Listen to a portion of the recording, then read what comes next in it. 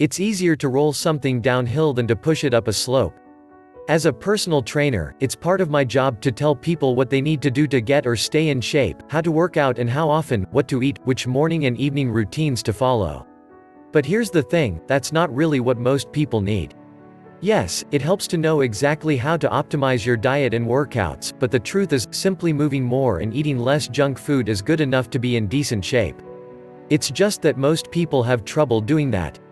Staying in shape is mostly about program compliance. It's not about having the best fitness program, but about having one that's good enough, and making sure you actually stick to it. Fortunately, tens of thousands of studies have been done on how to build healthy habits, stick to a diet, and stay motivated to exercise. In this article, I'm going to share some scientifically validated strategies for sticking to a diet or exercise program, along with examples of how I help my own clients put them into practice. Rather than view your health habits as the punishment of Sisyphus, use these tactics to help you gather downhill momentum, ease, and enjoyment instead. How to learn restraint if you've picked up a bad habit. There's a common saying that willpower is like a muscle, it gets stronger when you use it. The truth is more complex. There's mixed evidence for how much people can really improve their self-control. A meta-analysis confirmed what successful dieters already know: you can effectively train yourself to avoid starting bad habits, like eating junk food, in the first place, but it's much harder to try and stop doing them once you've started. I've seen this demonstrated time and again in my personal training clients. In my coaching experience, successful dieters usually declare certain foods to be completely out of bounds, or allowed only during occasional designated cheat meals, rather than expecting themselves to eat everything in moderation.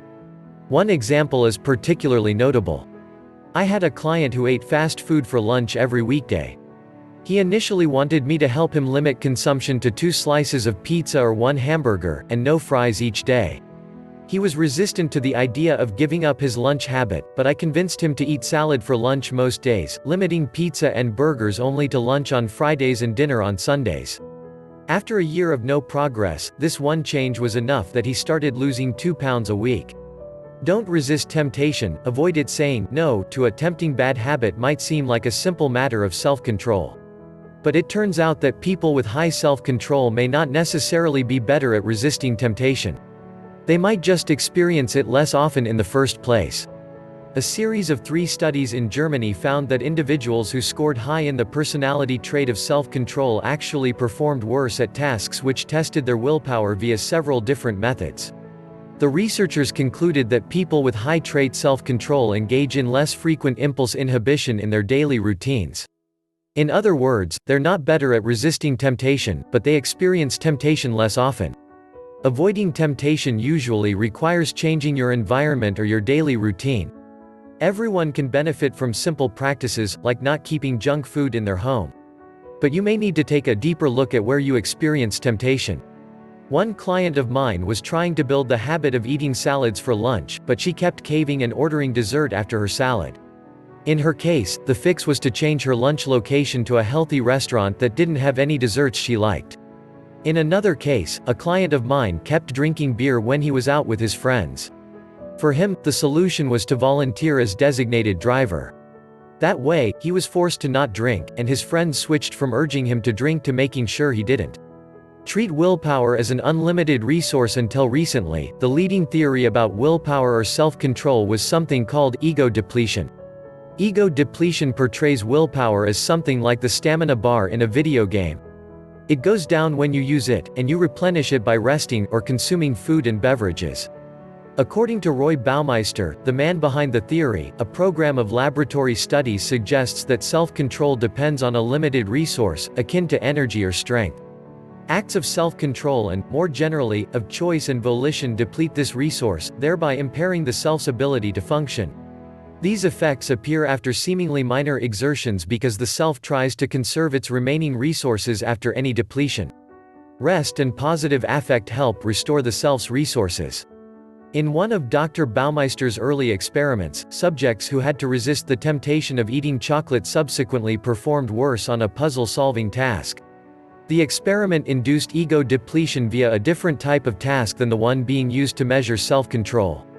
The underlying assumption is that self-control is a single capacity that is used for all types of tasks, that is, you use the same resource to resist eating junk food that you use to concentrate on working. Baumeister's theory has seemingly been supported by a large number of studies. But all of these studies use more or less the same methodology. The experimental group performs a difficult task to deplete their self-control, then performs another challenging task in which their self-control is measured. The control group only performs the second task. There's one big problem with this theory: the evidence doesn't really support it. Several reviews of the research on ego depletion have cast doubt on the theory's validity. From the abstract of a 2015 meta-analysis, we find very little evidence that the depletion effect is a real phenomenon, at least when assessed with the methods most frequently used in the laboratory. The article "Everything is Crumbling" by Daniel Engber sums up the problem with ego depletion research so far. Meta-analyses that support the theory include only published studies, introducing a large degree of publication bias. Meta-analyses that include unpublished studies find little or no effect. In one replication study, only 2 out of 24 research teams running the exact same experiment found a significant positive result. In other words, once the theory became popular, experiments which failed to confirm it stopped getting published. Different studies on ego depletion also use conflicting and sometimes illogical measures for ego depletion. One study assumed that ego-depleted subjects would give more money to charity, while another assumed they would spend less time helping a stranger. Finally, one study has suggested that willpower is only a limited resource if you believe it is. This study found that students who viewed willpower as a non-limited resource procrastinated less and got better grades than students who viewed it as a limited resource. Now, this study didn't prove that their beliefs about willpower caused their willpower to be strong, but in practice, you can often become good at something by copying the attitudes of people who are already good at it. In short, the research suggests that willpower either doesn't get depleted, or doesn't deplete very much. That doesn't mean that willpower never gives out, it means that willpower doesn't necessarily have to get weaker over time. Just changing the way you think about willpower can help. A friend of mine has been working with a productivity coach for the past year. She tells me a story about how she was skipping workouts because she felt too tired. Her coach gave her a quick kick in the ass: "You feel tired because you've decided to be tired. That's your choice." And you know what? It worked. She started going to the gym whether she felt tired or not. She found that once she made that decision and started moving, the tiredness went away. Leverage your motivation. A recent series of studies by several teams of Canadian researchers suggests that your ability to say no to temptations also depends on where your motivation comes from. They found that people who are motivated by the feeling that they have to reach a goal engage in more effortful self-control, while people who want to reach their goal experience fewer goal-disrupting temptations and thus don't need to exert as much self-control. Have to goals are typically those that are set externally. For example, a doctor tells you that you should lose weight, or a spouse wants you to quit smoking. A want to goal is one that you feel internally motivated to accomplish. You want to get fit so you can fulfill your dream of climbing Everest, or you do your workout because you love how it makes you feel. It seems the old cliché that you just have to want it badly enough has some truth to it after all.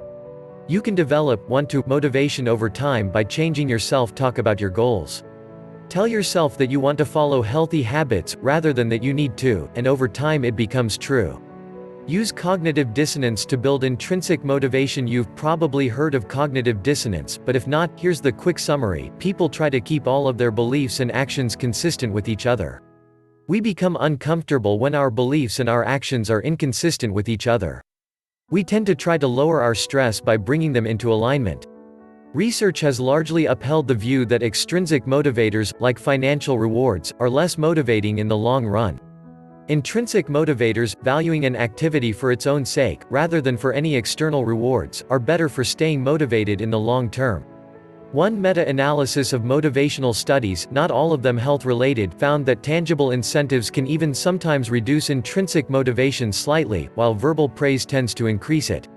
Praise feels good, but has no tangible value. It can also reinforce the recipient's emerging self-image as a person with a new habit. In other words, praising someone for taking care of their health causes them to see themselves as a healthy person, so they take care of their health more in the future. It motivates them into the actions that are more in alignment with their new belief in themselves as a healthy person. It also appears that reminding someone of the investments they've already made in their health can also make people healthier by leveraging cognitive dissonance. In one experiment, patients who had previously undergone bariatric surgery were reminded of the large investment they had previously made in bariatric surgery. The experimental group lost 6.77 kilograms in 3 months, versus only 0.91 kilograms for the control group. The takeaway: you can boost your intrinsic motivation by reminding yourself of the time, money and effort you've invested in your health already. And intrinsic motivation is stronger than external pressures. One client of mine had tried to lose weight, but never really saw herself as a healthy person. I had her do 2 things to change her self-image. First, I asked her to keep her workout gear out in a very visible location in her living room. And second, I encouraged her to create a photo album of herself engaging in healthy activities: running, weightlifting, cooking, shopping for vegetables, and eating healthy food. Over time, she started to see herself as a healthy person. Good diet and exercise habits stopped feeling so effortful and started to come naturally to her. To leverage praise as a strategy, try getting a fitness partner, ideally a housemate or romantic partner. I used to coach a married couple who wanted to lose weight together. Among other things, I had them make a habit of praising each other for their health-related behaviors. Pretty soon they began to enjoy working out and cooking and eating healthy meals together, both due to reducing cognitive dissonance, and because those started to become romantic activities for them. Reducing cognitive dissonance is a stress reduction technique. In a way, it leverages stress to work for you instead of against you. You can also reducing negative forms of stress to help you change your habits.